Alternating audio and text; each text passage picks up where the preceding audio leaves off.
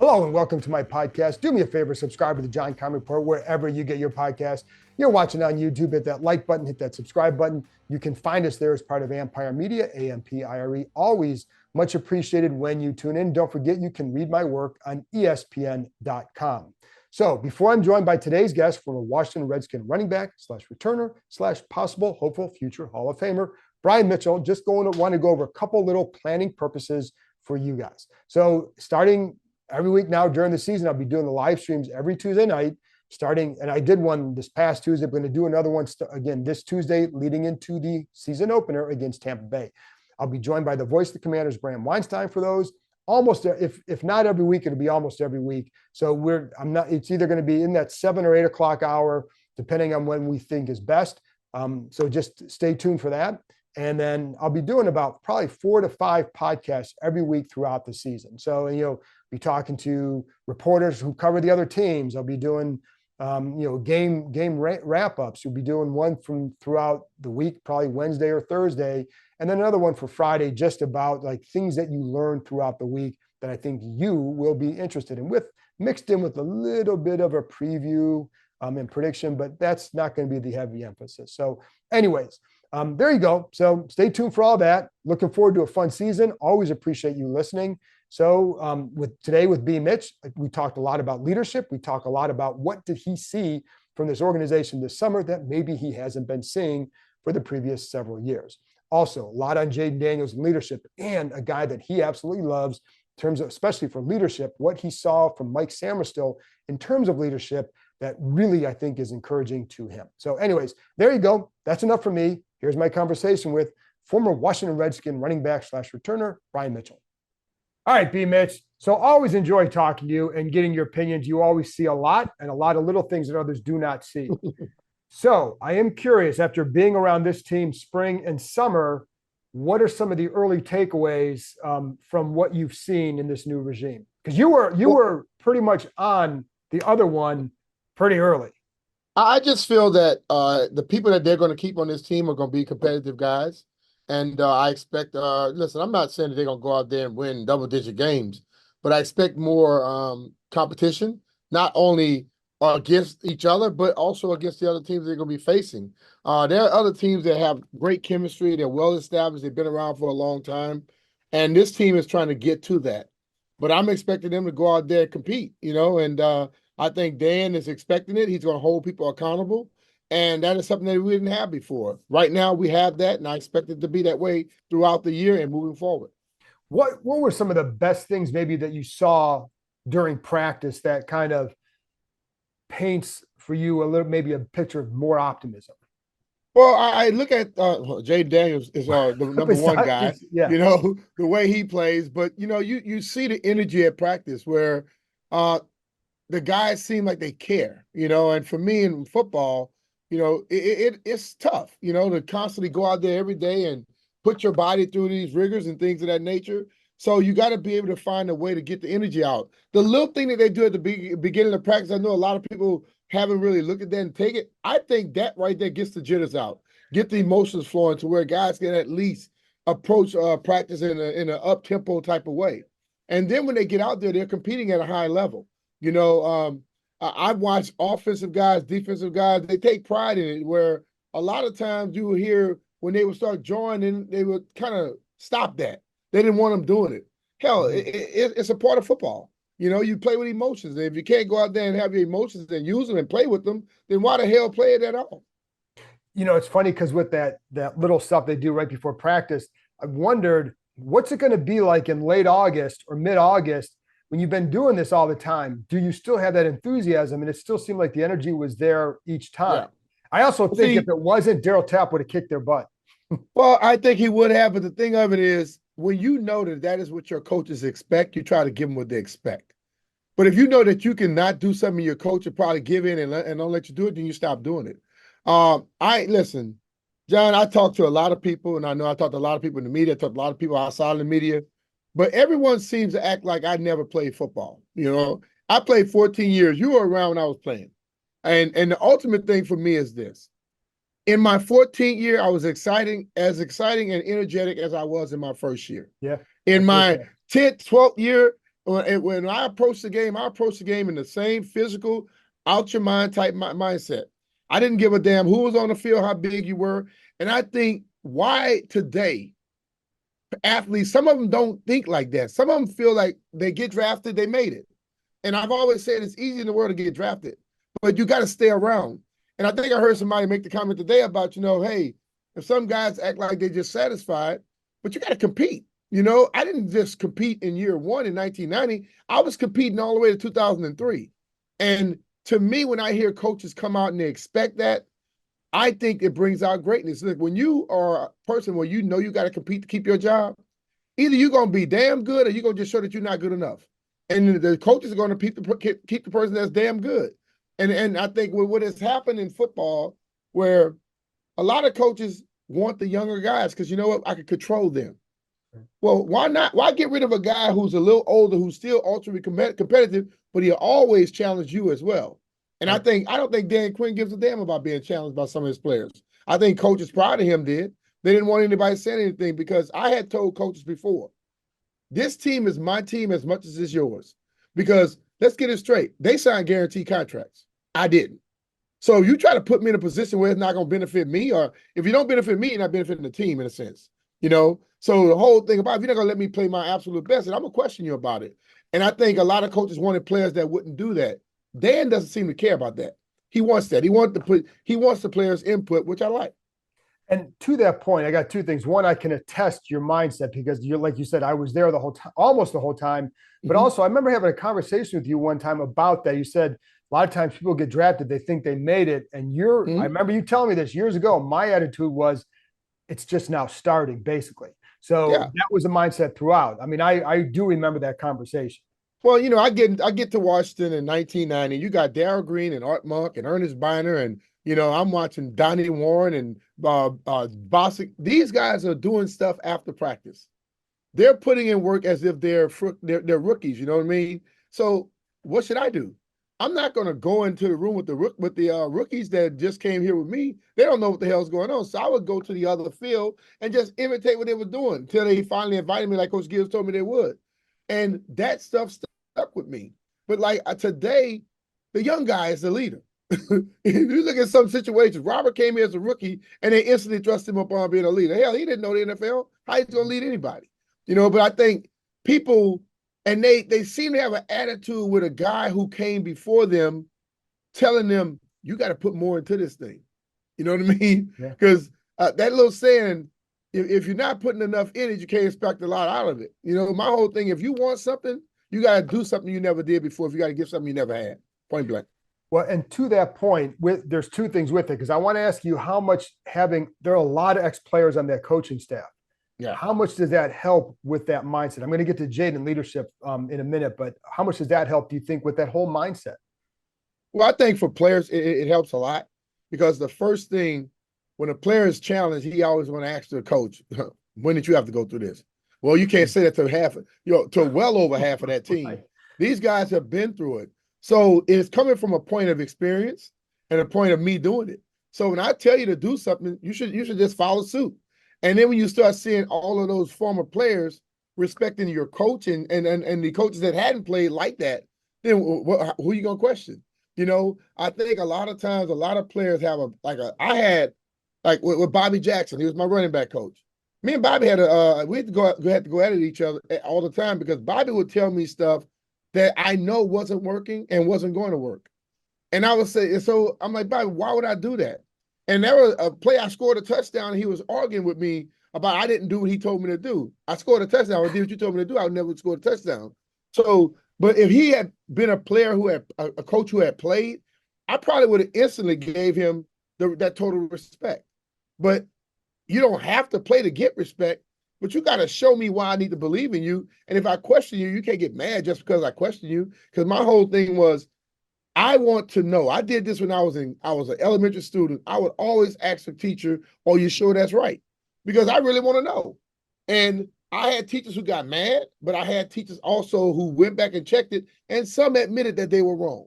Okay? So if a coach couldn't do it, that's his problem, because I was raised to give respect to those who give it to me. If you don't respect me, why the hell am I respect you? So to that point, first of all, Bobby Jackson, remember about him, he drove a red Ford Taurus. It's kind of a beat up old car. That's back in the day when assistant coaches were not getting the money they are now. That's one of the things I remember. Oh yeah. He was kind of a tough guy. But again, to that point, first of all, Sean McVay did not play in the NFL, but I felt like he had a really good understanding of listening, the importance of listening to your players. And then I go to like Sam Mills, excuse me, and Daryl Tapp with this D line. So Sam Mills's thing was, and the whole defensive group was, this is the technique we want you to play. You have to play it. My understanding with Daryl Tapp, it's more like this is one way to play it. Yeah. Your job is to get from point A to point B. Try this. If it doesn't work, do your thing to get from point A to point B. That seems to be a big difference. Well, I think the people that played, they know how to teach the concept, but they also know the concept doesn't work exactly for everybody. I'm a golfer, so the golf swing.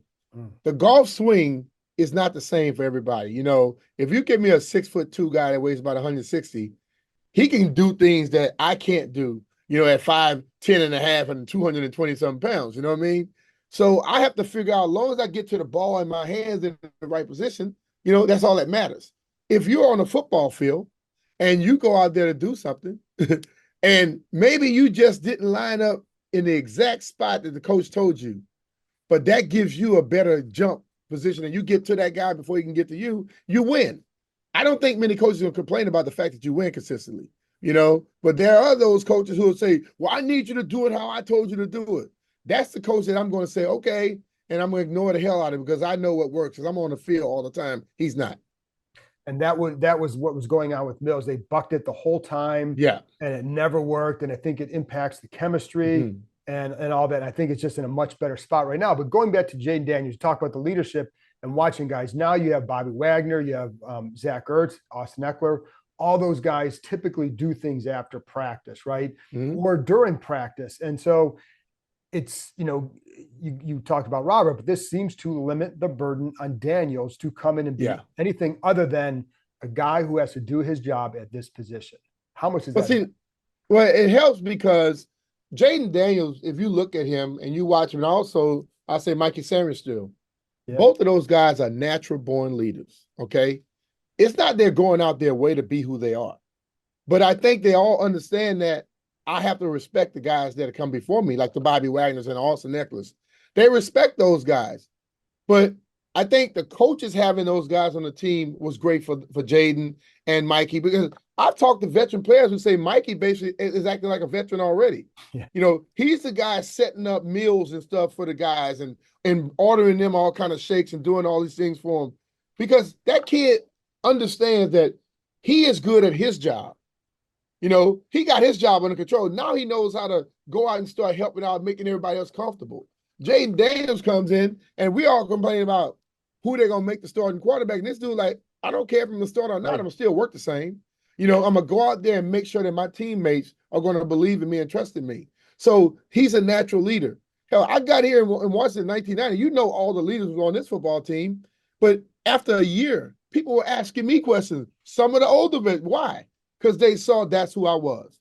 You know, it's kind of hard to go from being a quarterback who used to know everything and try to lead everybody to becoming something that you're not going to still be that person. If it is you, it's you. And I think Jayden and Mikey, they do that, but they do it with respect. They don't come in saying, you got to listen to me, or the owner or the coach will say, well, he's the leader. No, they're just being themselves, and people are naturally gravitating towards them. That says a lot right there. And I think, you know, it's not forcing it for him to have to get up and run the team, because you got veteran guys who will do that. But when it's his time, I think he's going to be totally ready for it. I do too. And I think that's where it goes back to, again, I'm with you, like the starting and no starting, we knew where it was headed. But I actually, because they were giving him a lot of first team reps early. We knew, you know, they were giving him reps with these guys, but they wanted to let it happen organically and naturally. And I think the leadership thing is the same way. And I think if you're a veteran, I would imagine that's what you want to see. Totally. You know, and I think when you see him, he seemed like he understood what he was doing. He knew the concepts. He knew what they were expecting. And he had done all his research, and he was making plays and correcting people. You know, so when veteran players see that in a young guy, they immediately go, okay, that kid gets it. And the more you do that, now they start to believe in you. And like I remember when Coach Gibbs told me when I was on the other field, he say, one day they're going to invite you over. And I started getting invited over to the field with Darryl and Ernest them. And then when guys would go out, Raven Caldwell them started inviting me out. They wouldn't invite no of the other rookies. So at that point, like I have older brothers and sisters, so I know when a young guy is starting to be invited with the older guys, they have some respect. They have respect for you because of what you've done and how you're doing it. And that's the same way with Jayden. You know, that kid came in here prepared, and he still beats all of them there, and he's there after they leave. So he is doing everything he needs to do. But the thing about what I love about it, he's not doing it just to be trying to get their fate. He's doing it because that's who he is. He is that guy. And I was just going to say, it's natural for him. Like he's not posting things on Instagram about him running sprints or anything like that. He's just in there doing his work. And I think like, you're right. Like, and I mean, people like, I would imagine players, teammates pay attention for a quarterback, pay attention to all of that stuff. Right. Yeah. They look, everyone looks at the quarterback with in a different light because the quarterback is very much an extension of the ownership and the coaching. And if that quarterback is a person who dummies himself down to show you I'm one of you and respects you, you know that he's gonna always have your back and he's for the team, he's not for himself. And I keep mentioning Mikey Sainristil because John, we did the thing over, we did this garden rebuild. And for me, whenever I see a bunch of like little, high profile testosterone driven young men, I just sit back to see who everyone gravitates to. And it was Jayden, but even Jayden was gravitating toward Mikey. So I started saying, who is this little dude right here? This is my first time ever seeing him. And they say, oh, that's Mikey. I'm like, okay. Then I understood why Nick Saban said what he said. Because that little dude, probably the smallest guy in there, everybody's going to him. Then when I watched him, as practice goes on, he's correcting people. He's doing stuff on the sideline. Then I go to the game in Miami. I'm watching him in the hotel. It's not just rookies going to talk to him. It's veterans going to talk to him. And then when you look, and Jayden is a little bit less outgoing than Mikey is, but you find that happens with Jayden also. But Mikey, if you hear people talking, Mikey's probably the one leading the conversation. But I love it because, they are who they are, but they getting all their love and respect because of what they do and how they do it, not because someone tells them that they have to look up to them. Right. No, and I think I'm glad you keep mentioning Sainristil because that was a big reason why they drafted him. He's a good player, but you have all those other aspects in addition to being a good player, and you could have conceivably you have your offensive and defensive leaders for the next however many years if it works. And that's, and it's hard to find those guys. Yeah. It can be really hard. It is. But see, I have to give the credit to Dan Quinn also, because a lot of coaches, and I'm sure you've seen this in your time, a lot of coaches don't allow leaders to be leaders because they're concerned about them overstepping their bounds and their strength. Instead of being like a Coach Gibbs or Andy Reid, where they allow the veterans on the team or the leaders on the team to help them run their football team. When a coach says something, players listen, but they, like you're against us anyway. When a player comes to you and said, you take heed more because that person is going through the same things with you. And Dan Quinn allows those guys to be who they are. I'm not talking about the young guy, but the leaders on his team, the veteran guys, run this football team with me. And he already talked about it. Once they get down to their 53, then they'll pick those guys or see that. But they're not going to go pick who it is without knowing that guy's a leader already. Right. They know who the guys are they probably already want. And I'm sure they're going to have some veteran guys. And if Mikey and Jayden ends up on that, I don't think anybody will be upset because these guys have already shown that they're deserving of it. Absolutely. So let's look on the field a little bit more with what are some things that maybe other aspects of what you've seen that say this can be good, and then other areas that you say still concerned over here? Well, I mean, I look at some of the interior of the offensive line. I'm happy with that. I think on the right side, Wally played much better last year once things settled down. But the left side, Lucas has been around long enough. And then when I watched the running backs during preseason, and they were chipping and they were stepping up, hitting linebackers in the face. So I asked a question when it was Eric was here, and also when Scott was here. Why don't they help the tackles? You know what I mean? It's like the tackle was always one-on-one. If I'm a running back and I got a check out, or even if I got a free release, I'm gonna go close enough to the tackle to slow him up, so my guy can slow up the pass rusher, so he can slow up, and my tackle can get in a better position to block him. And I think they can help out those guys until, if Coleman is the guy they want, until he can prove it, or Lucas, either one of them, help him out a little bit. It's not going to kill anything. And then guess what happens on top of that when I slow down the chipping? The linebacker keeps dropping. I got a complete leak out. I can get a 5-yard route and end up going 10-15. You know, that can help. I'm looking at the secondary now. I mean, looking at the defensive side, where the linebacking is going to be a little bit more solidified and a little bit better, which now doesn't make everybody else have to play out of position and things like that. The pass rush, which I'm hoping, the way that Joe Witt and his guys use their defense, the pass rush up the middle.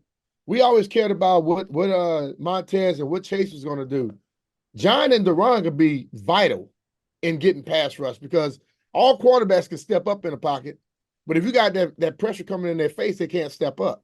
So now they hold the ball a little longer. They have to throw it too soon, and that helps your secondary out. Because right now, I know the secondary hadn't looked good, and we talk about the secondary a lot, but a lot of secondary's problem is that we don't get pressure on the quarterback. Right. And I think that'll change a little bit this year. I'm glad you mentioned that too, because a lot of people are fixated on the ends and how will the ends do, but the tackles are where they know, like they knew when they made their trade for Montez last year, what I was told right away is the plan is to build up the middle, regardless of who's here. Build up the middle on defense because you've already got the tackles. And so like those two guys can benefit from the way Quinn wants to scheme, and Witt, I should say, scheme up that front and the blitzes and all that. And I think having better guys behind them stops John and Deron from having to play 80% of the plays. Yeah. You know, I think, you know, that could help, because when Aaron Donald, he played inside, didn't he? Yeah. He got more pressure on quarterbacks than any pass rusher out there. Yep. So if we can get that type of play, I would say we take John's best year and Deron's best year and get that together this year. We're not worrying about a pass rush from the outside, because they'll have quarterback holding the ball to where the pass rush is going to get the outside rush will get the sacks then. Correct. And that certainly, I think, is the plan. And then it's like, can the corners hold up? And because that, to me, the secondary, the only issue is the outside corners. How are they going to hold up? That to me is the big question. And then, you know, do you have, you know, we'll worry about next year at the time, but that's the big question for me is outside. Yeah, it's a question, but I'll say this. As a former quarterback, if I have 4 or 5 seconds to set in the pocket before I let my ball go, there's not a cornerback in the league that's going to cover that guy that long. Okay? But if I have to make a move within 1.92 seconds, now I'm throwing the ball sooner or later than I'm supposed to, which makes my timing go off. And I think those cornerbacks, you know, and then it was the coverages they had last year. Listen, man, if I'm watching guys in the secondary having conversations when the ball has been snapped, if it's that difficult where the people that's doing it can't understand it, then it's too damn difficult. Right. You gotta dummy that down so these guys can have communication and go. And what Dan talks about, I want to hear them before I see them. And those guys, you hear them out there on the field, they're communicating, but when the ball is snapped, they're running to spots. They're not still communicating, which means the communication and the understanding of the defense, that automatically will make them better. 1,000%. I think that's what I like. My big thing is there are a lot of things we still don't know, like the impact of. To me, that's one of the big impacts, like the understanding of the defense. And St. Juice has talked about this too, and just how they've simplified. They don't simplify the defense per se, but they've made the rules less complex. I'll say that. And so, and that's the thing, more clear, more focused. See, the thing of it is this: we've heard coaches talk about how complicated their offense or their defense is. Listen, man, football is simple. You got 0 holes, 2, 4, 6, 8, 10. 2, 4, 6, 8. And on this side, you got 1, 3, 5, 7. Okay? Nothing changes. All the pass routes in whatever offense you have is on the same route tree. But in one, like with Joe Gibbs and Norv Turner, the longest play might be 8 words. In Scott Sean McVay and Shanahan and like Andy Reid, the longest play might be 22 words. Okay. Is it that you don't understand the offense, or it's too many damn words to spit out in a certain period of time? Or like in the West Coast, what Andy would do, the quarterback has to tell everybody what to do. So if I go through a play and I'll be like X, this, Y, this, I'm telling everybody what to do. In Joe's and Joe's offense and also in Norv's offense, 478. The XYZ knows X runs the 4, Y runs the 7, and which number runs the 8. And the running back knows X like a hook off of it. So you get to learn plays quickly. Okay. But in the other stuff, and now you got to have the quarterback spit it out. So that's why some quarterbacks, you watch them, the younger quarterbacks in the West Coast, they're coming out the huddle so damn late. But the coaches can simplify that a little bit for them. Instead, like that's why when quarterbacks get the wristband and they just go with play one, they can just see one, they give them a one, they read it off real quick, they go. But to think everybody has to understand that immediately, it's stupid to me. It's asinine. It's hard, and I do think like over time you'll learn it. Just like when you're studying for a play or something, when you first get it, you got it, but you miss a word and it throws you off. But in about 3 months, you're going through it, miss a play, you can still go with it. It doesn't make a difference. So they have to give people time to learn it. But some coaches are so like, I know John Gruden used to read his stuff a lot. You're reading off a script, dude, and then you tell them to regurgitate it. Yeah, but if they can read off the script, they'll never mess it up neither. That's a good point. But I do think that's an underrated aspect of all these changes. But the communication on defense has been dramatically better. They're going to mess up because it's still new. But you also, like when we've seen them get beat, it's usually more of a one-on-one thing more than a communication breakdown, or got 5 guys doing this and one guy doing that kind of thing. Yeah. So that's a big thing. Just one last thing, Brian Robinson. Yeah. What did you think? What are your expectations for him this year? I'm expecting him to have a big year. I've talked to him a couple times this year, and Brian he's ready. You look at him coming his first year, and boom, bad circumstance, but he came back and he was going for it.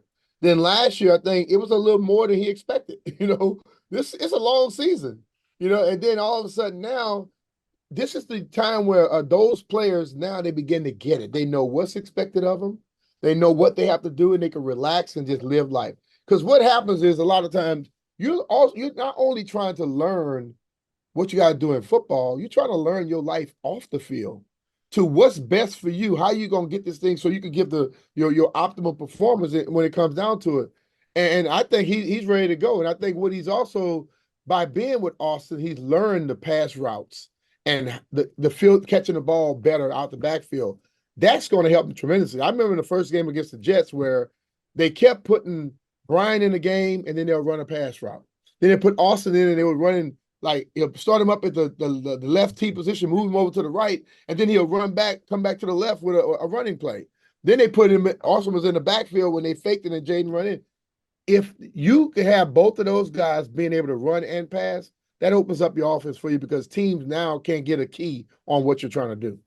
There you go. So I'm thinking a big year for him too. And I also think, the impact of Jayden Daniels on the run game and maybe just freezing a backside, the linebackers now it's an arm tackle versus in the hole. Huge difference. And I think his vision was pretty good this summer too. So all that together is going to work. And B. Mitch, I did not bring up the Hall of Fame because the last time I talked to you, we brought it up, but I thought it was cool. You got a shout out. And eventually you're going to get in there. And so, but I thought it was cool that you got a shout out during the ceremony. And so that was fun. That was cool. That's cool. And hopefully the people that have those decisions were listening and they will probably finally come out and give a little bit more respect to special teams. It's a lot of numbers you put up, dude. So, all right, man. Appreciate it, B. Mitch.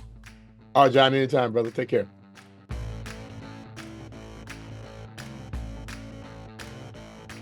That's it for this episode. Thanks to B. Mitch for joining me, and thank you, as always, for tuning in. I'll be back on Monday with another episode, so I'll talk to you next time.